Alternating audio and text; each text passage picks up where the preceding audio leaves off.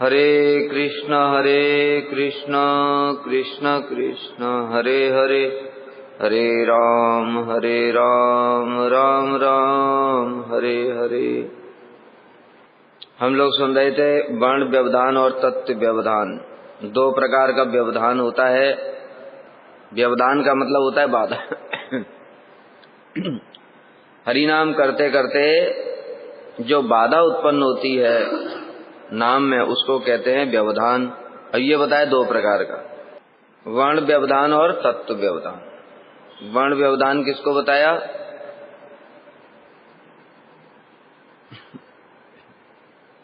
परिभाषा लिखवाई थी कि नहीं? क्या लिखवाया था? हरि नाम करते करते नाम के बीच में कोई दूसरा अक्षर आ जाता, जैसे हरे बोल रहे हैं और हा के बीच में ही कुछ और शब्द लगा दिया और उसके बीच में फिर रे। समझ गए?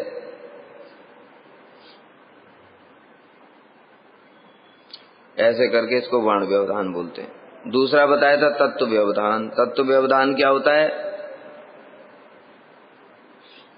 इसका परिभाषा लिखा है। हाँ, कृष्ण और कृष्ण के नाम में भेद। मतलब जो मायावादी लोग होते हैं, एक तो भगवान के श्री विग्रह को माइक मानते हैं,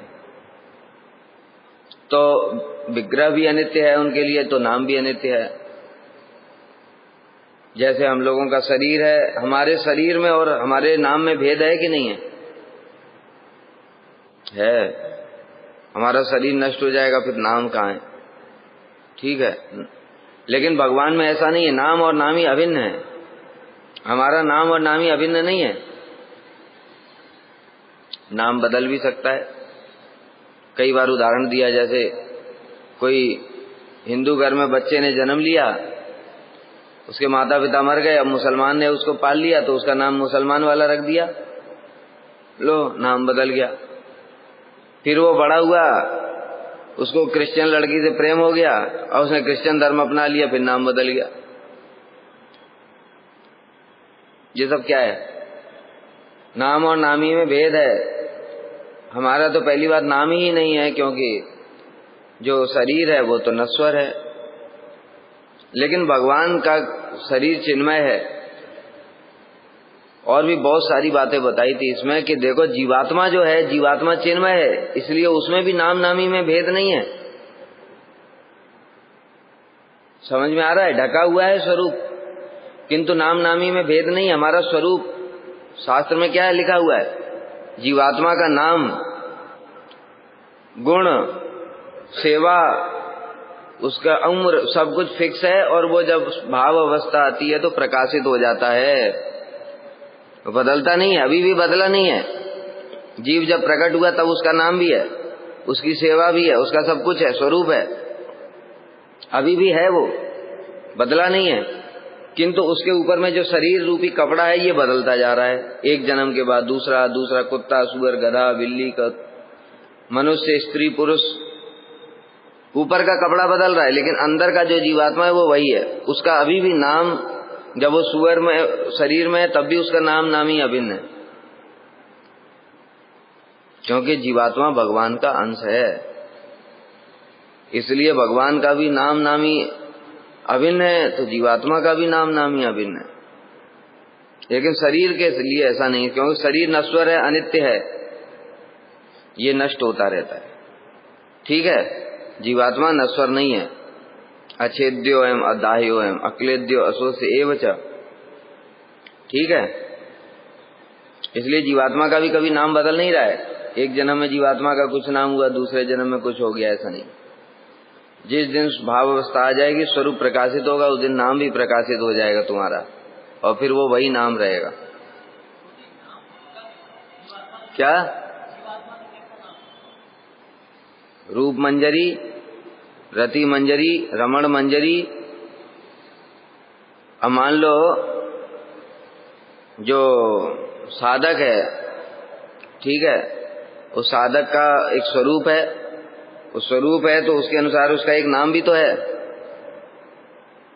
जो जीवात्मा है उसका एक नाम भी तो है। जब वो नाम प्रकाशित कब होगा? जब वो सिद्ध होगा। ठीक है, मान लो हमारे गुरु जी हैं, वो तो नित्य सिद्ध परिकर हैं, लेकिन फिर भी गुरु जी कहते थे कि तुम हमको साधन सिद्ध समझ सकते हो। अब जब वो पुलिस की नौकरी कर रहे हैं तो उनको तो अपना पता नहीं कि मैं रमण मंजरी हूं। पुलिस की नौकरी कर रहे हैं तो उनको पता है मैं रमण मंजरी हूं, तब उनको क्या पता है मैं नारायण तिवारी हूं। ठीक है, भजन साधन शुरू किया, भजन साधन शुरू करते करते स्वरूप प्रकाशित हुआ, उनको पता चला मैं रमण मंजरी। अब ये जो रमण मंजरी है ये नाम कृष्ण ने दिया नहीं है, ये तो फिक्स ही था जब स्वरूप था। उनकी आयु, उनकी सेवा, उनके वस्त्र, उनका नाम, सब कुछ फिक्स है। ऐसा नहीं कि स्वरूप प्रकाशित हुआ और कृष्ण ने तो कहा तो लो आज से तुमको ये नाम से जानेंगे। वो तो जीवात्मा के स्वरूप में ही है, तभी से प्रकट हुआ। बस यह है कि जिन जीवों ने कृष्ण की सेवा करने की इच्छा करी वो वहीं से चले गए और सीधे उनका वही नाम से पुकारे जाने लगे, और जिन जीवों ने भोग की इच्छा करी उनको नाम को ढक दिया गया, दूसरा नाम दे दिया गया माया वाला। लेकिन वो नाम सब समय भीतर वाला नाम सेम है। ठीक है, वो गुरु पहचान लेते हैं। जिनका अपना स्वरूप प्रकाशित हो गया वो दूसरे का स्वरूप भी देख लेते हैं। हृदय चैतन्य प्रभु ने तो देख लिया श्यामानंद प्रभु का, नहीं तो क्यों भेजते जीव गोस्वामी के पास? देख लिया ना, अरे ये तो मधुर रस का है, इसलिए इसका स्वरूप प्रकाशित करने के लिए इसको मधुर रस के गुरु के पास ही जाना पड़ेगा, इसलिए जीव गोस्वामी के पास में भेजा। तो ये बड़ी विशेष बात है कि भगवान के नाम और भगवान के नाम और नामी अभिन्न है। किंतु मायावादी लोग क्या मानते हैं? भगवान का विग्रह ही अनित्य है। जब विग्रह ही अनित्य है तो फिर वही नाम और नामी में भेद हो गया, जैसे हमारा है। इस जगत में प्रत्येक वस्तु के नाम और नामी में भेद है। ठीक है, ये तुमने मोबाइल का नाम दे दिया कुछ वन प्लस, ठीक है, 10 साल के बाद में बेकार हो गया। अब इसको रिसाइकिल किया गया, इसका अंजर पंजर निकाल करके, और सैमसंग वालों ने फिर इसका ब्रांड सैमसंग, लो बदल गया। ठीक है, मनुष्य का भी बदलता है। ऐसे ही एक कुत्ता है, पालतू कुत्ता घूम रहा है सड़क पे, तो उसका कोई नाम नहीं है, तुम उठा के ले आए घर में पालने लगे, एक नाम दे दिया टॉमी। दूसरे ने खरीद लिया, उसका कुछ और नाम दे दिया। तुम लोग गाय खरीदोगे तो उसका क्या नाम दोगे? गंगा, यमुना, सरस्वती, धवली, ये दोगे।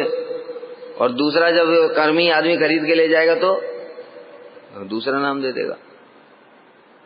समझ गए?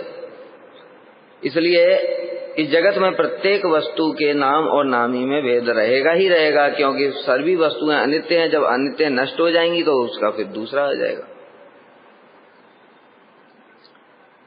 तत्व व्यवधान मायावाद दुष्ट मत कलिर जंजाल यही शास्त्र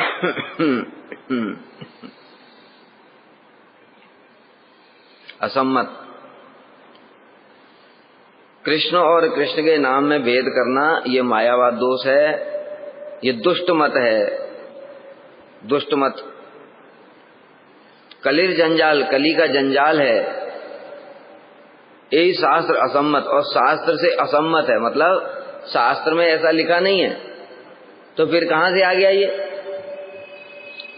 मायावाद के बारे में क्या जानते हो बताओ? कुछ नहीं जानते। अभी परम गुरुदेव होते ना तो तुम्हारी कमर तोड़ देते हैं। इतना बड़ा ग्रंथ लिख करके गए हैं परम गुरुदेव, मायावाद की जीवनी, समझे? पढ़ा करो, उसको बंगला में भी है, ये नहीं कह सकते कि हिंदी में। हिंदी में तो बंगला से ट्रांसलेट हुआ है।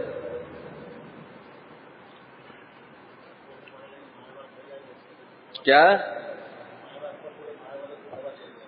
मायावाद पढ़ना जानना चाहिए, नहीं तो तुम जानोगे ही नहीं, तो तुम्हें मायावाद क्या है वो पता ही नहीं चलेगा। फिर कोई अपना सिद्धांत बता देगा, तुम उसको स्वीकार कर लोगे, बाद में पता चला ये तो मायावाद था। सही चीज को जानने के लिए गलत चीज को भी जानना पड़ता है। तुमको पता ही नहीं है गलत घी क्या होता है, अशुद्ध घी क्या होता है। तुम मार्केट में गए, कोई भी घी पे लगा दिया ब्रांड, शुद्ध घी खरीद के ले आए, ठीक है। जब खरीद के ले आए, उसके बाद में आए मठ में, वहां पर देखा जिसको पहचाने, 2 थप्पड़ लगाया। क्या ले आया ये कचरा कहीं, कहता इसमें लिखा है शुद्ध घी। क्या शुद्ध घी है ये? पहचान भी तो होनी चाहिए। देखो डब्बा खोलो, मुंह लगाओ, दुर्गंध मार रही है। समझ गए? इसलिए शुद्ध चीज के लिए अशुद्ध को भी जानना पड़ता है। केवल भक्ति से ही काम नहीं होगा, कर्म ज्ञान योग को भी जानना पड़ता है, करना नहीं पड़ता है। जानना और करने में अंतर है। हम सारी चीजें कुछ करने के लिए थोड़ी जानते हैं, कुछ चीजें जानने के लिए ही जानते हैं, उनसे सावधान रहने के लिए। पाखंडी साधु कौन है तुमको पता ही नहीं है, लाल कपड़ा देखा उसके पर महाराज चरण पकड़ लिए, आप मुझे दीक्षा दे दो।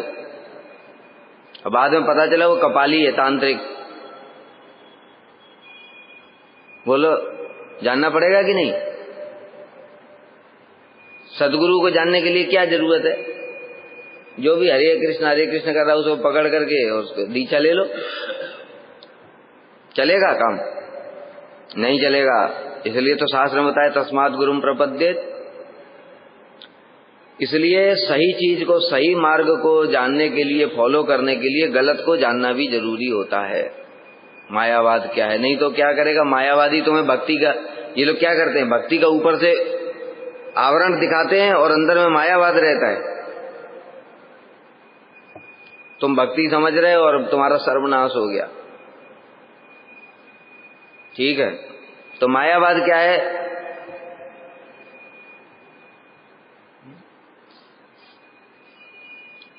मायावाद क्या है? मायावाद असत शास्त्रम प्रच्छन्नम बौद्धम उच्यते। मायावाद एक असत शास्त्र है, कली का जंजाल है, प्रच्छन्न बौद्धवाद है। मतलब एक लाइन में बोला जाए तो ब्रह्म सत्य जगत मिथ्या। ब्रह्म सत्य है, जगत मिथ्या है और जीव ही ब्रह्म है। ये अब ये फिर 4 प्रकार का होता है। जैव धर्म में बड़े विस्तार से बताया है हमने, उसको एक्सप्लेन भी किया है। किसी को सुनना हो, जानना हो 4 प्रकार का, तो समझ में भी नहीं आएगा, वैसे कठिन है। लेकिन मुख्य बात यही है, मूल सिद्धांत ये है, ब्रह्म सत्य है, जगत मिथ्या है और जीव ही ब्रह्म है। ब्रह्म सत्य जगत मिथ्या, जीवो ब्रह्म एव नापर। जीव ही ब्रह्म। अब ये मायावाद क्या बोलते हैं? और जगत ये बताए ना, जगत मिथ्या है मतलब सब माइक है। ब्रह्म ही माया से ग्रस्त होकर के जगत के रूप में दिखाई दे रहा है, शरीरों के रूप में दिखाई दे रहा है। फिर ये माया से मुक्त हो जाएगा तो सब ब्रह्म हो जाएगा। ये सिद्धांत है। सब कुछ ब्रह्म से आया है और ब्रह्म में लीन हो जाएगा। शून्यवाद क्या है? सब कुछ शून्य से उत्पन्न हुआ, शून्य में लीन हो जाएगा। दोनों तो एक ही जैसी चीज है। और ब्रह्म क्या है? निर्गुण, निराकार, निर्विकार, निशक्तिक ज्योति है। तो ब्रह्म और शून्य में अंतर ही क्या रह गया? शून्य भी तो ऐसा ही होता है, निर्गुण, निराकार, निर्विकार, निशक्तिक, कुछ नहीं है। ये है मायावाद। तो ये जो अगर किसी ने सोच लिया कि जीव ही ब्रह्म है, तो वो फिर हरि नाम करेगा, मैं ब्रह्म हूं, मैं ब्रह्म हूं, मैं ब्रह्म हूं। ये तत्व व्यवधान। अब हरि नाम इसको फल तो देगा, क्योंकि हरि नाम चिन्मय वस्तु है, चिंतामणि है। जो जिससे जो हरि नाम से जो जैसा चाहते हैं उनको वैसा मिलता है। किंतु मिलेगा क्या? भगवान नहीं मिलेंगे। क्या मिलेगा? ज्योति में पहुंच जाएगा। समझ गए? इसलिए इसको बोला गया तत्व व्यवधान। तत्व है कृष्ण और जीव उनका नित्य दास है, ये तत्व है। लेकिन इसने तत्व व्यवधान आ गया क्या? मैं ही ब्रह्म हूं। अब जीव ब्रह्म बनने के लिए चल दिया तो जीव को वहां तक ले जाएंगे नाम प्रभु, कहां तक ले जाएंगे? जहां पर ब्रह्म की अवस्थिति है। बताए ना, हरिनाम क्या है? हरिनाम ट्रेन है, इस बात को समझो। हरिनाम ट्रेन है और साधक क्या है? जहां तक की टिकट लेगा ट्रेन में वहीं तक छोड़ देगा उसको। ट्रेन तो पूरा जाएगी, यहां से गोलोक तक की ट्रेन है ये। हरिनाम यहां से जो हरे कृष्ण महामंत्र है ये गोलोक तक पहुंचाएगा पूरा, राधा जी के चरणों तक ये ट्रेन वहां तक जाती है। लेकिन टिकट तुमने कहां का लिया है? क्यों? जहां तक का तुमने टिकट लिया है वहीं तक पहुंचाएगी। किसी ने स्वर्ग तक का टिकट लिया तो हरिनाम स्वर्ग पहुंचा देगा। टिकट मुख्य है, नाम में तो शक्ति है सारी, नाम तो गोलोक तक जाएंगे। लेकिन तुमने टिकट लिया स्वर्ग तक का। स्वर्ग तक का मतलब, हे प्रभु हरे कृष्ण कृष्ण कृष्ण हरे हरे, हरे राम राम राम। इंद्र बनना चाहता हूं। क्या ऐश्वर्य है, सब लोग पूजा करते हैं, क्या शक्तियां हैं, क्या भोग है, हैं? और क्या, यही तो टिकट है। इच्छा, तुमने, अरे इच्छा ही तो होती है। तुम स्टेशन पे गए हावड़ा पे, तुमने फॉर्म भरा, उसमें तुमने डाला ना फॉर्म में डालते हो कि नहीं डालते हो? क्या पटना हावड़ा से पटना, तो ये तो जो तुमने भरा वही तो वो देगा टिकट। वो तुमने दिया पटना तक का, उसको भर करके फॉर्म, और वो तुमको दे देगा क्या? तो जम्मू तक का देगा। हाँ ठीक है, पटना तक कर लो टिकट, काट दिया उसने। मतलब क्या, तुमने अपनी इच्छा से भरा ना फॉर्म। तो दूसरा क्या, उसने दिल्ली तक का भरा टिकट फॉर्म में। ऐसे ही तुम भी फॉर्म भर रहे हो, महामंत्र जप करते करते स्वर्ग मिल जाए, मैं ब्रह्मा बन जाऊं, हरे कृष्ण कृष्ण कृष्ण हरे हरे, हरे राम। टिकट में डाल दिया तुम्हें टिकट मिल गया सत्यलोक का, ब्रह्मा पद लो, हो गया। नाम प्रभु वहां तक पहुंचा देंगे। फिर तुमने टिकट लिया यहां तक का, मायावादी, मैं ब्रह्म हूं नाम प्रभु से प्रार्थना कर रहे हैं, कब ब्रह्म बनूंगा मैं, कब ब्रह्म बनूंगा, हरे कृष्ण कब ज्योति में लीन हो जाऊंगा। तो ठीक है, नाम प्रभु कहेंगे ठीक है जाओ, तुम्हें वहां तक छोड़ देता हूं मैं। वहां तक छोड़ दिया। इसलिए तो बोला हरि नाम नौका कहानी, नहीं बोला। क्यों बोला? वो नौका है, नौका तो तुम ऐसे समझ नहीं पाओगे, क्योंकि नौका में तो कोई बीच में प्लेटफॉर्म आता है, समुद्र से एक तरफ से समुद्र में पूरा कुछ आता ही नहीं, बीच में प्लेटफॉर्म, ठीक है। लेकिन प्लेटफॉर्म ट्रेन से अच्छे से समझ में आ जाएगा तुम्हें।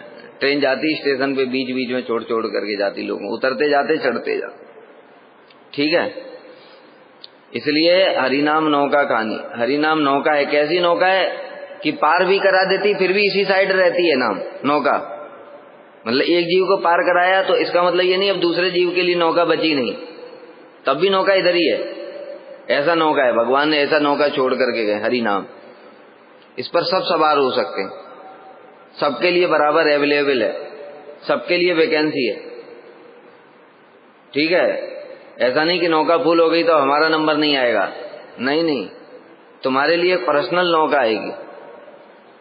अरे अगर चित्त शुद्ध नहीं होगा तो फिर ब्रह्म में भी नहीं जाएगा। चित्त तो शुद्ध करते हैं, लेकिन इच्छा में, जीव की स्वतंत्रता में बाधा नहीं देते हरिनाम।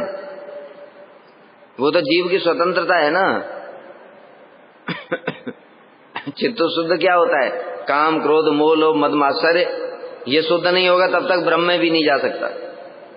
चित्त शुद्ध नहीं होगा तब तक ब्रह्म में नहीं जा सकता। लेकिन जीव की स्वतंत्रता, अब जीव ब्रह्म में ही जाना चाहता है, फिर वो नाम प्रभु कहेंगे डंडा मार करके, अच्छा ब्रह्म में जाएगा, दिया 2 डंडा कान पे घुमा के।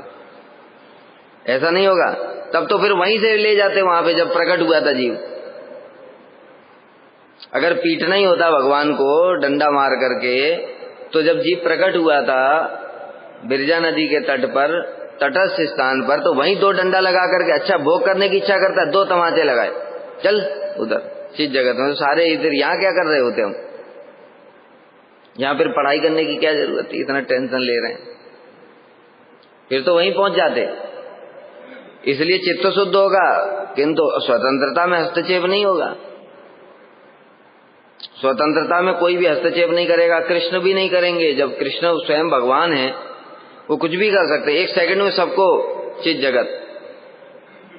तुम्हारा चित्त शुद्ध है अशुद्ध है क्या है कोई मतलब नहीं, सबको एक सेकंड में शुद्ध करके चित जगत में पहुंचा सकते हैं। भगवान की शक्ति नहीं है क्या? लेकिन स्वतंत्रता में हस्तक्षेप नहीं करते। महाप्रभु ने तो किया ऐसे, अरे शेर भालू चीता इन सबको भी हरि नाम करा दिया। भगवान की शक्ति का कोई लिमिट है क्या? वो तो अचिंत्य है। हाँ, ये श्लोक कहाँ लगेगा? कल बताया था ना, अनर्थग्रस्त साधक ये समझ ही नहीं पाएगा कौन सी चीज कहाँ लगेगी। मुझसे मेरा भक्त विषय मांगता है, लेकिन उसको विषय भोग ना दे करके मैं उसको चित्त शुद्ध कर देता हूँ और अपना रस प्रदान कर देता हूँ। ये किसके लिए है? ये कर्मी ज्ञानी योगियों के लिए नहीं है। ये मेरा भक्त मतलब समझो बिलमंगल ठाकुर की तरह। बिलमंगल ठाकुर को वैश्या में आसक्ति है। अब वो क्या चाहते हैं? ये वैश्या मुझसे प्रेम करे। समझ गए? तो भगवान ने क्या किया? उस वैश्या के माध्यम से 2 थप्पड़ लगवा दिया। समझ गए? 2 थप्पड़ लगवाया और बिलमंगल ठाकुर कहाँ चले गए? वृंदावन। और वृंदावन में स्वयं कृष्ण ने उनको उत्तम रस की अनुभूति करा दी। और उत्तम रस की अनुभूति होने पर सब कुछ अपने आप परित्याग हो गया, कुछ करने की जरूरत ही नहीं पड़ी। समझ में आ रहा है कहां पर कौन सी चीज सिद्धांत लागू होगा? इसको समझना बड़ा मुश्किल है। ये भक्तों के लिए होता है जो भगवान का भजन ही करना चाहते हैं, किंतु भजन करते करते पूर्व संस्कार के कारण अथवा किसी अन्य कारण से उनके मन में कोई इच्छा उत्पन्न हो गई, तो भगवान क्या करते हैं? उसको विषय नहीं देते, फिर वो पिटाई करते हैं। मेरी सेवा करना चाहता है और बिष्ठा खाएगा, 2 थप्पड़ लगाया कान में, हैं?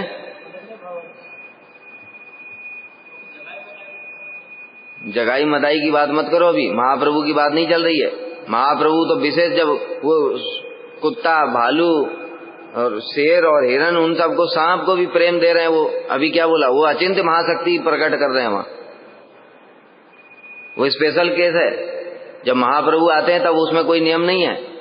भगवान की अचिंत्य, भाई भगवान सब कुछ दिखाएंगे नहीं तो तुम्हें पता कैसे चलेगा भगवान है? केवल शास्त्र में लिख दिया भगवान कुछ भी कर सकते हैं, कर तुम अगर तुम अन्यथा कर तुम। लेकिन हमेशा यही देखा जा रहा है कि जो भजन करेगा उसी को ही प्रेम मिल रहा है। तो तुम कैसे मानोगे कि भगवान की अचिंत्य शक्ति है? जिसने भजन ही नहीं किया उसको भी प्रेम दे सकते हैं भगवान? मानोगे ही नहीं। इसलिए भगवान सब कुछ दिखाते हैं, किसी अवतार में कुछ, किसी अवतार में कुछ। महाप्रभु के अवतार में सब कुछ चमत्कार। चमत्कार मतलब जिसने कोई साधन भजन नहीं किया, लो प्रेम। ये तो भगवान, तभी तो तुम समझोगे भगवान की अचिंत्य महाशक्ति, नहीं तो तुम क्या बोलोगे? भगवान नहीं कर सकते ऐसा, कहीं किसी अवतार में है ही नहीं ऐसा वर्णन। ठीक है, इसलिए अनन्य भाव तो कम से कम होना चाहिए, तब भगवान। अनन्य भाव के नीचे तो भक्ति है ही नहीं ना। अनन्य भाव के नीचे भक्ति क्या है? अनर्थक साधक की कोई भक्ति थोड़ी है। वो तो जैसे तैसे जूझते हुए और इधर उधर करते करते हरि नाम जैसे तैसे कर रहा है, नाम सेवा कथा कीर्तन में बैठा है जबरदस्ती। उसका क्या भाग? अभी भक्ति क्या है उसकी? तो कम से कम जो निष्ठा वाला आ जाता है, तभी तो उसको पता है काम क्रोध मोह लोभ उसके हृदय में रहते हैं। जागृत हो गया तभी भगवान उसके 2 थप्पड़ लगा देंगे, विष नहीं देंगे उसको। या फिर दे भी दिया, जैसे थोड़ा सा विष दिया और उसके बाद उसको तड़पने लगा तो फिर बचा करके उसको ले आएंगे। ठीक है, ये सब चलेगा। इसलिए मायावाद क्या है? जंजाल है। और हरि नाम क्या है? ट्रेन है, नौका। और टिकट क्या है? साधक की इच्छा। अभी बताया ना, जितना तुमने पैसा दिया और जहां तक, अच्छा मान लो तुमने पटना का टिकट लिया, पटना का फॉर्म में भर दिया, हावड़ा से पटना, ठीक है, पैसा दिया 50 रुपया, और वो कह रहा है भाई टिकट 300 रुपए की है, तुमने दिया 50 रुपये, अब क्या होगा? टिकट मिलेगा? अब टिकट नहीं मिलेगा। इसलिए इस बात को भी समझना पड़ेगा। तो मतलब वो जो हरि नाम, वो जो वहां तक जाने के लिए, स्वर्ग तक जाने के लिए भी टिकट का मूल्य भी होना चाहिए। ये भी मुख्य बात है। फ्री में वो भी नहीं मिलेगा, सब चीज का मूल्य है।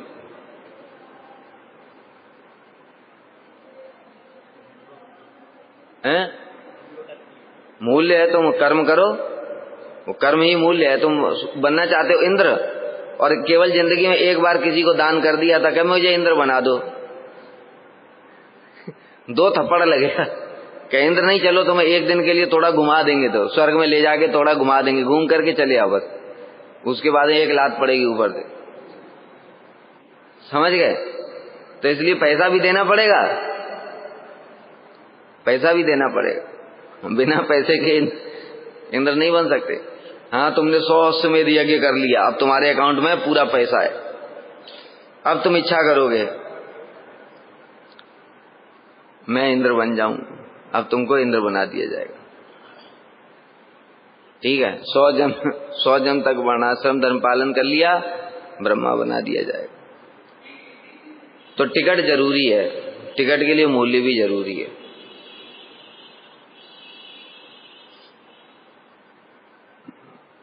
व्यवधान रहित नाम ही शुद्ध नाम। अतएव शुद्ध कृष्णाम जार मुखे, तहाँ के वैष्णव जानी सदा सेवी सुखे। अतः कृष्णाम जिनके नाम मुख से निकलता है, उनको ही वैष्णव जानना, और सदा सेवी सुखे, उनकी सुख पूर्वक सेवा करना। समझ में आ रहा है? कृष्ण किसकी सेवा करनी है? जिसके मुख से शुद्ध कृष्ण नाम निकलता है, वही वैष्णव है।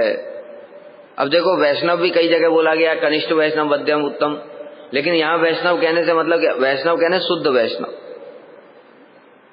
पानी कहने से शुद्ध जल, नाली के पानी को पानी नहीं कहते।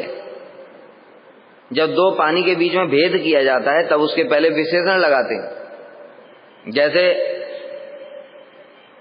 मैदान में एक गाय है, अब मैंने बोला, मुझे बोलना पड़ेगा वो सफेद गाय ले आओ, क्या बोलूंगा? मैदान में जो गाय ले आओ। अगर मैदान में 4-5 गाय है तो तब फिर मुझे विशेषण लगाना पड़ेगा। इसलिए वैष्णव बोलने से मतलब शुद्ध भक्त, शुद्ध भक्त को ही वैष्णव बोला गया। लेकिन हम लोगों को भी अपने नाम के आगे वैष्णव बोल बोल करके गर्व महसूस करते हैं। क्यों? क्योंकि हम लोग वैष्णव को लक्ष्य कर रहे हैं। हम लोग भी एक दिन वैष्णव बनना चाहते हैं, इसलिए फिर कैटेगरी बना दिया कनिष्ठ। जो बनना चाहते हैं वो कनिष्ठ, मध्यम ये शुद्ध हो चुका है, लेकिन अभी सेवा प्राप्त नहीं हुई। वैष्णव मतलब विष्णु के निज जन, निज जन मतलब उनके संग में रहेंगे तब तो सेवा करेंगे, इसलिए उत्तम फिर हो गया जो उनकी सेवा करता। 3 कैटेगरी हो गई। तो मध्यम भक्त जो होता है वो शुद्ध भक्त है। शुद्ध नाम जिसके मुख से निकलता है उसको वैष्णव समझना, यानी मध्यम अधिकार से नीचे वैष्णव नहीं है।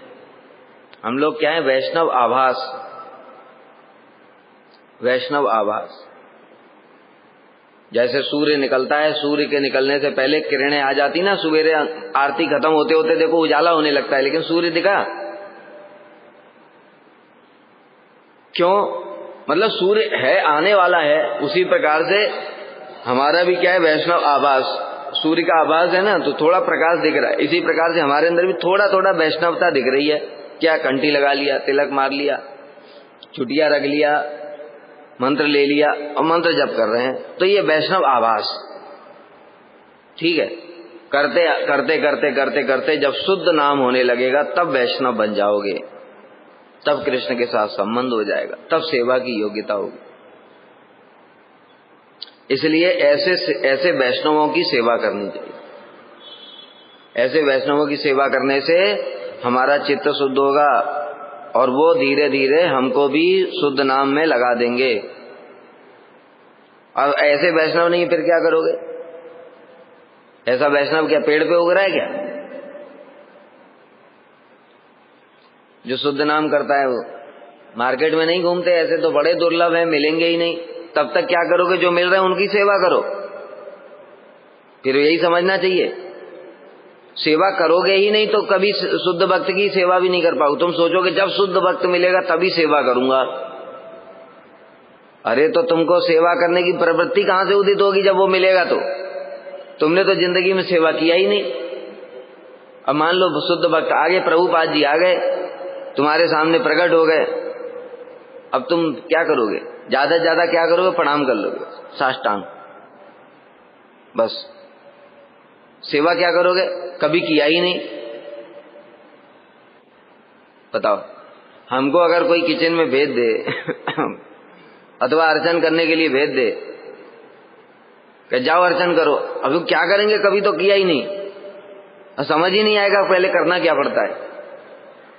देख रहे खाली शालिग्राम को देखे जा रहे, इधर से उधर सोच रहे क्या करूं, किताब उठाया उससे भी समझ नहीं आ रहा, पहले ये करना चाहिए, पहले वो करना चाहिए, क्या करना चाहिए, कुछ पता ही नहीं चलेगा। ठीक है ना? लेकिन पहले ट्रेनिंग दी जाती है, प्रैक्टिस कराई जाती है। तो हमारा जो अभी हमारे पास में जो वैष्णव है, जो हमसे उन्नत अधिकार में हैं, उन वैष्णवों की सेवा करने से ट्रेनिंग हो रही है। ट्रेनिंग करते करते संस्कार बन जाएगा। अब फिर क्या होगा? फिर वो जो परिक्रमा आती है 15 मिनट में अर्चन करना होता है। अब 15 मिनट में अर्चन करने वाला फिर एक ही एक्सपर्ट है, फिर वो सटासट करेगा अर्चन। क्यों? उसने अभ्यास किया इतना लंबा। समझ गए? इसी प्रकार से तुमने कभी सेवा की ही नहीं किसी वैष्णव की। अब वैष्णव शुद्ध भक्त आ गए तुम्हारे सामने तो हाथ पैर कांपेंगे, क्या करूं क्या करूं, इतना वो सोचते ही रह गए। परिक्रमा चली गई। ठीक है? इसलिए इतना प्रैक्टिस हो जानी चाहिए कि वैष्णव आते ही हृदय में सेवा वृत्ति है। जैसे श्री रामानुजाचार्य के सामने आए, कौन आए?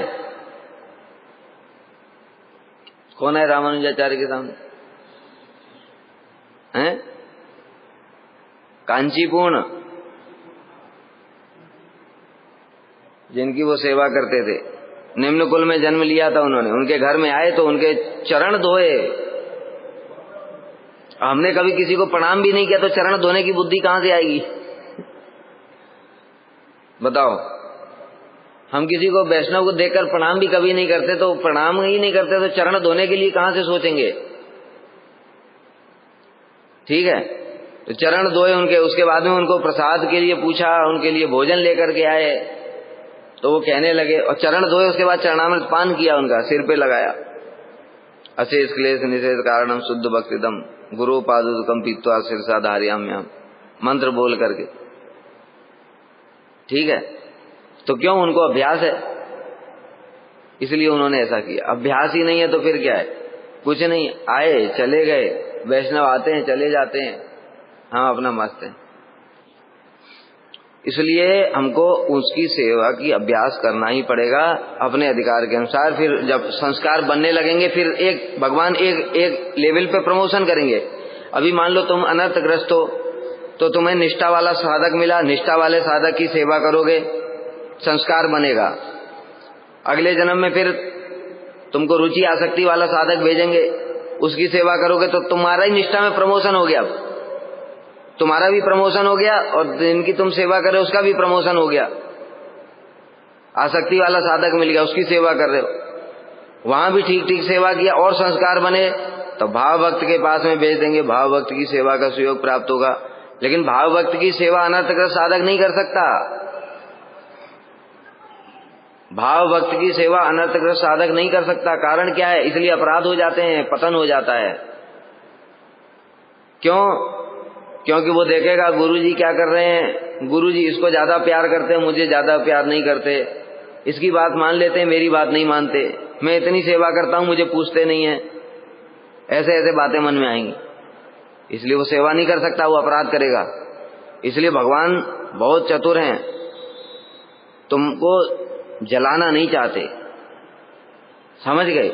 इसलिए तुम्हारे अधिकार के हिसाब से सेवा दे रहे हैं वो। और निष्ठा वाला क्या है? वो भी अनर्थग्रस्त, तुम भी अनर्थग्रस्त। थोड़ा बहुत अगर कुछ उसके बारे में सोचोगे, ये ऐसा करता है वैसा करता है, तो ज्यादा दोष नहीं लगेगा। थोड़ा बहुत भगवान पिटाई विटाई करके ठीक ठाक कर देंगे। लेकिन भाव भक्त के लिए भगवान सहन नहीं करेंगे बिल्कुल भी। श्रीवास पंडित जी के चरणों में गोपाल चापाल ने जब अपराध किया, भगवान ने सहन नहीं किया, उसको सीधे कुष्ठ रोग दे दिया।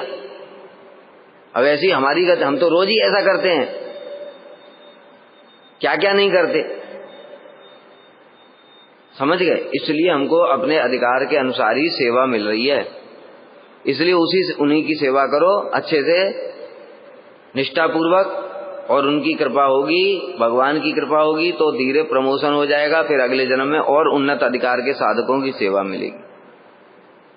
जो सेवा नहीं करेगा ये सोच करके बैठा रहेगा, हमने देखा है उनको, ऐसे लोग भी हैं, महाभागवत महाभागवत सब समय महाभागवत महाभागवत करते हैं, उनकी ऐसी दुर्गति है,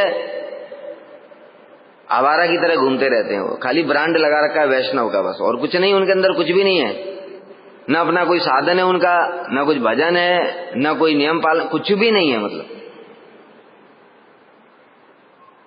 समझ गए। हमारी आंखों में सब कुछ है, सब कुछ, ये जो शास्त्र में लिखा है सब कुछ दिखाई देता है चारों ओर। शास्त्र कोई ऐसी बात नहीं है, विज्ञान है, ये ज्ञान नहीं है, ये विज्ञान है, इसलिए चारों ओर दिखाई देता है। जो जो इसको अनुभूति करेगा अपने आप देखेगा कि जो सब समय महाभागवत महाभागवत का संग करूंगा, महाभागवत का संग करूंगा, वो बद्ध जीवों का संग करने लायक भी नहीं रहते। भगवान उनको ऐसे ही फिर माया में ही ले जाते हैं। इसलिए जो संग मिल रहा है उसी में सेवा करो, ढंग से निष्ठापूर्वक करो, और उन्नत संग के लिए प्रार्थना करते रहो जब तक वो नहीं मिलता है। जैसे एक छोटा बच्चा होता है, वो अगर वो इंजीनियर बनना चाहता है 5वीं क्लास में, तो क्या करता है, 5वीं की पढ़ाई ठीक से करता है।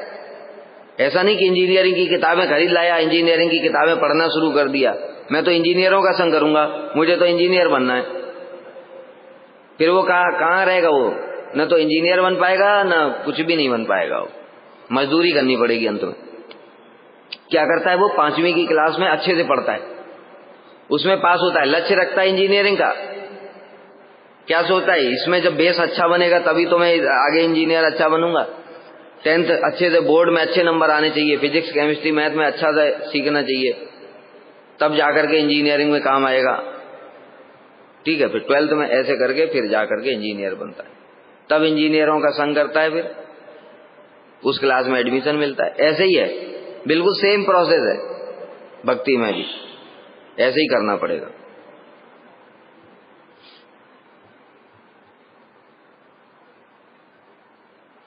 नामाभास वेदी शुद्ध नाम लविवारे, सदगुरु सेविवे जीव यत्न सहकारे, भजने अनर्थ नाश जय क्षणे पाए, चित स्वरूप नामे नाचे भक्तेर जीवाय। क्या बता रहे हैं, देखो, नामाभास वेदी शुद्ध नाम लविवारे, सदगुरु सेविवे जीव यत्न सहकारे। सदगुरु की सेवा करनी चाहिए नामाभास को छोड़ करके शुद्ध नाम करने के लिए, ठीक है। अब गुरु की सेवा करेगा कैसे वो, गुरु का तो मनोभीष्ट ही नहीं पता है, इसलिए बहुत सारे लोग भ्रम में पड़ जाते हैं। गुरु जी का कपड़ा धो दिया, गुरु जी के लिए रसोई बना दिया, ये सब कोई सेवा मान करके, और उसके लिए ही कंपटीशन चलता है, मतलब ये भी हमने देखा।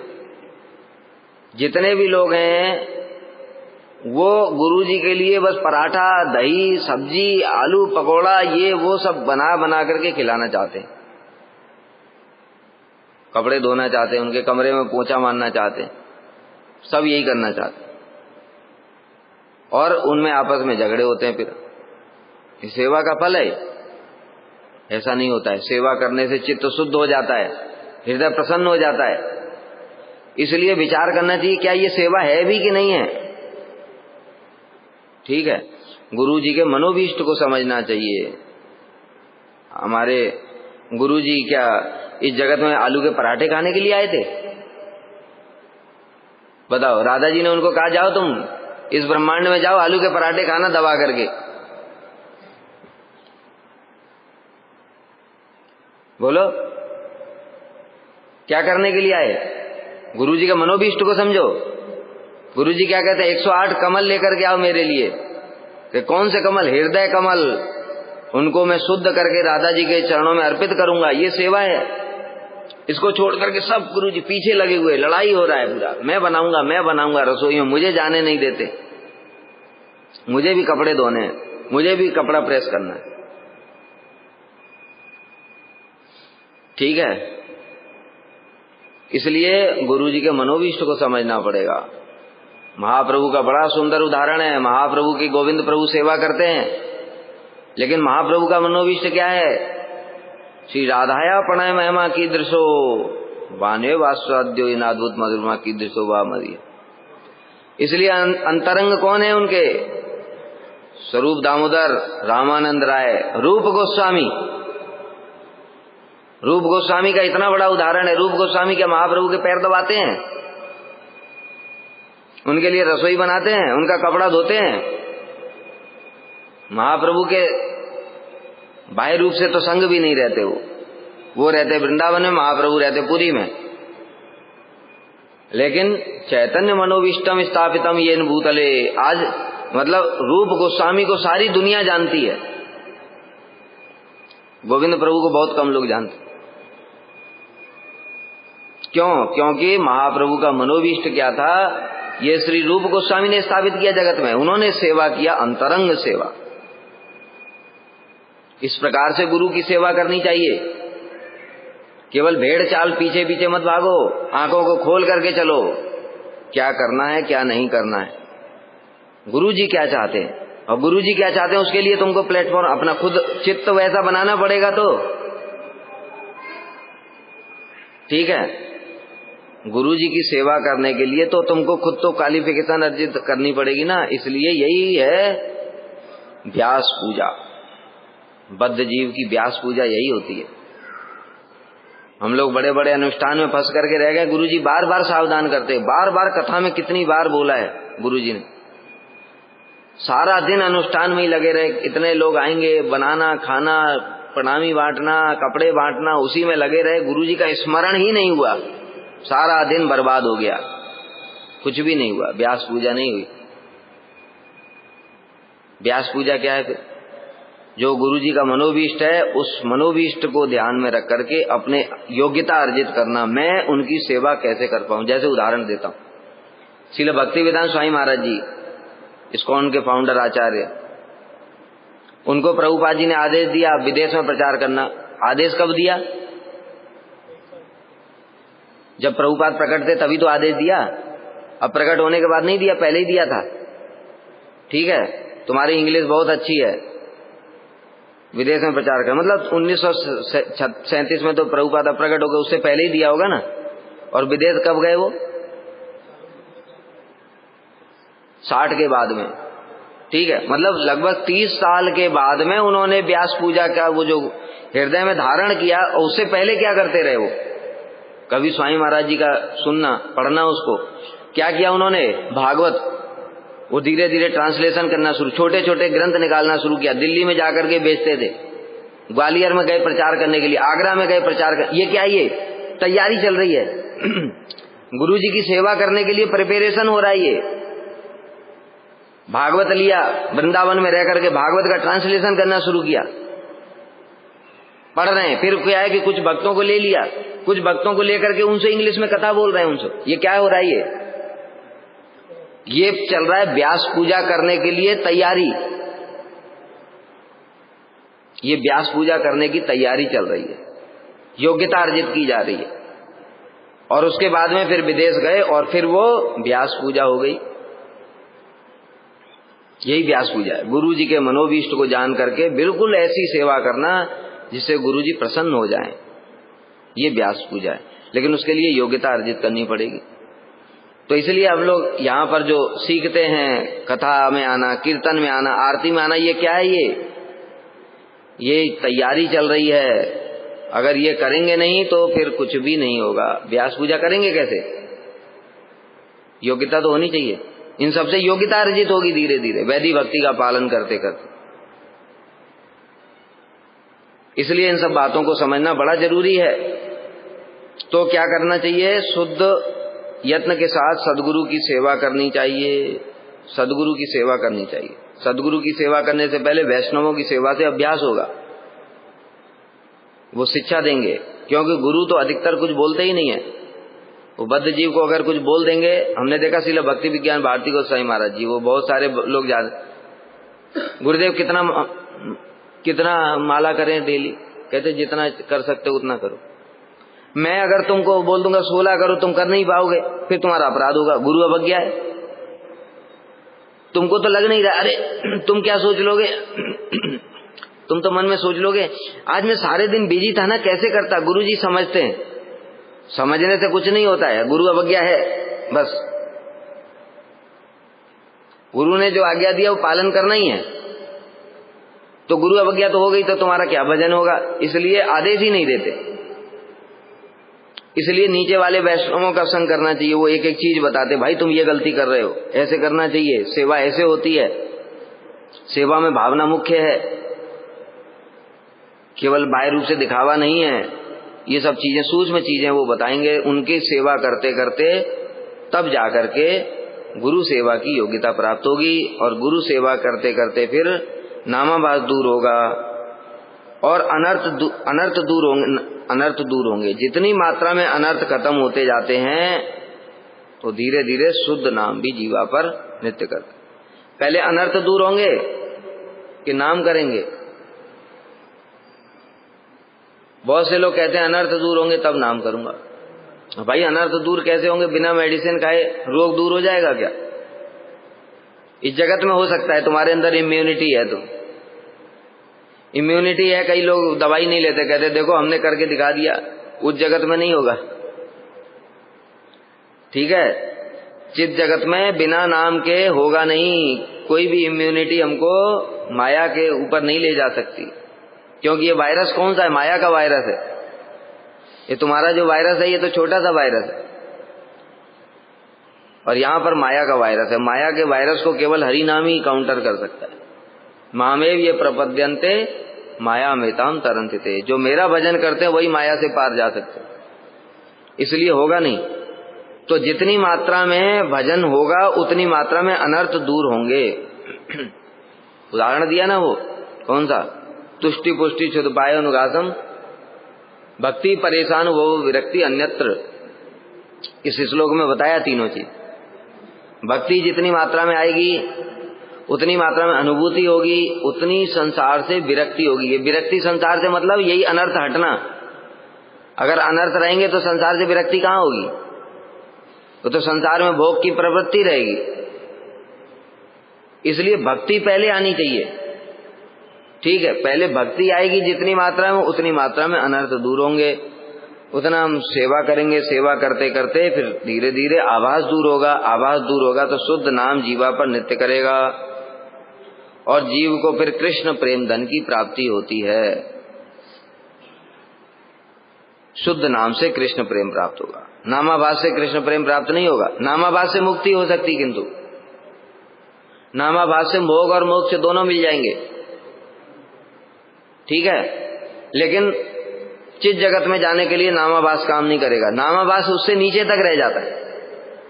नीचे तक मतलब क्या? ज्योति तक भी पहुंचा देगा। नामाभास ज्योति तक भी पहुंचा देगा। अच्छा, तुम कैसे प्रमाण दे सकते हो कि जो नामाभास ज्योति तक पहुंचा सकता है?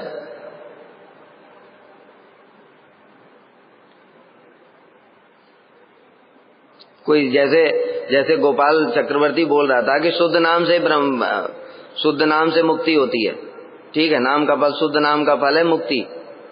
तो तुम कैसे प्रमाणित करोगे कि शुद्ध नाम का फल नहीं है?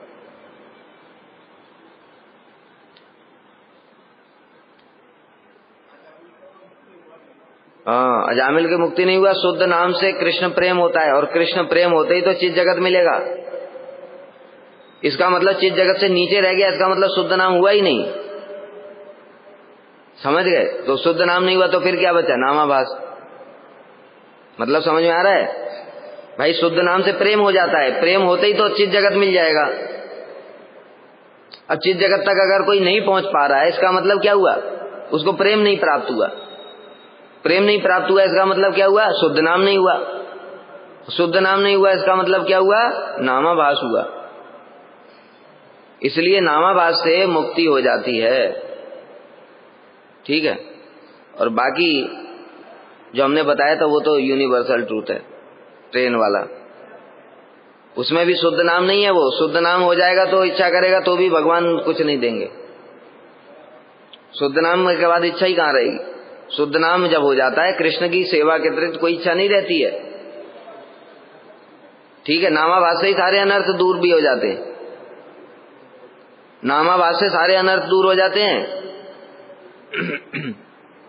तभी तो शुद्ध नाम होता है। फिर जब अनर्थ रहेंगे तो फिर शुद्ध नाम होगा कैसे? ठीक है, नामाभास करते करते धीरे धीरे सारे अनर्थ दूर हो जाते। भगवान अहेतु की कृपा करके भी साधक को दर्शन दे देते हैं। अभी अनर्थग्रस्त अवस्था में ही उत्कंठा बढ़ाने के लिए भी बहुत सारे लोगों का ऐसा अनुभव होता है, उनको सामने सामने भगवान खड़े हैं चतुर्भुज रूप में, कुछ कर नहीं पाए, फिर भगवान अंतर्धान हो गए, अब उनकी उत्कंठा हो गई, फिर वो भजन करना शुरू किया, फिर साधन भजन कर रहे हैं, लेकिन हृदय में वो लोभ जागृत है क्योंकि उन्होंने एक बार दर्शन कर लिया है। तो कृपा करके भगवान अथवा गुरु भी दर्शन दे सकते हैं।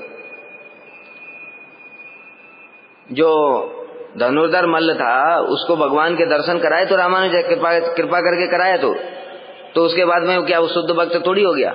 धीरे धीरे फिर साधन भजन कर रहा है?